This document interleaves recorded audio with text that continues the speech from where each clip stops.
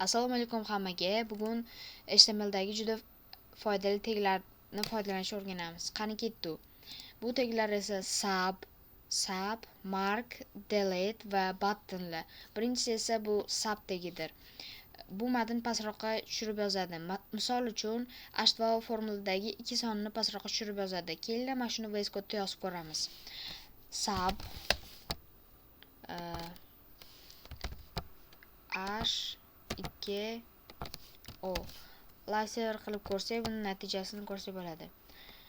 Mana laser qildik, ko'rib turibsizlar, xuddi formuladek chiqazib berdi.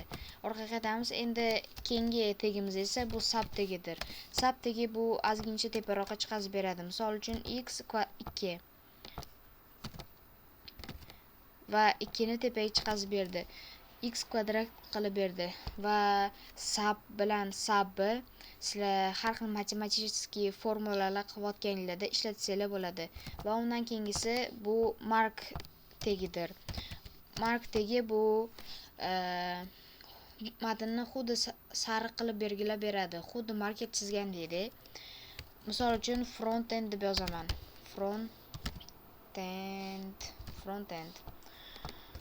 Mana ko'rib turibsizlar, xuddi marker bilan belgilagandek ko'rsatib beryapti. Undan keyingi tag esa bu delete tagi. Bu matn ustidan chiziq chiqaradi. Ko'pincha eski narx yoki o'chiriladigan matn uchun ishlatiladi. Keyin buni ham kodini yozib ko'ramiz. Delete $200. Va o'tamiz. Mana ko'rib turibsizlar. Ustidan chiziq chiqarib berdi. Va oxirgi tagimiz esa bu button tagidir. Button bu har xil tugmalarni yaratish uchun ishlatiladi. Misol uchun button qildik, ismini bos meni deymiz. Mana ko'rib turibsizlar, uni ustiga bossa hamma har xil tugmalar ishlaydi. Bu hozir CSS siz dizaynsiz bo'lgani uchun hozir ko'rmayotgan bo'lishi ham mumkin, lekin bu bossa hamma narsasi ishlaydi. Shuningdek, natijada tugma chiqib keladi.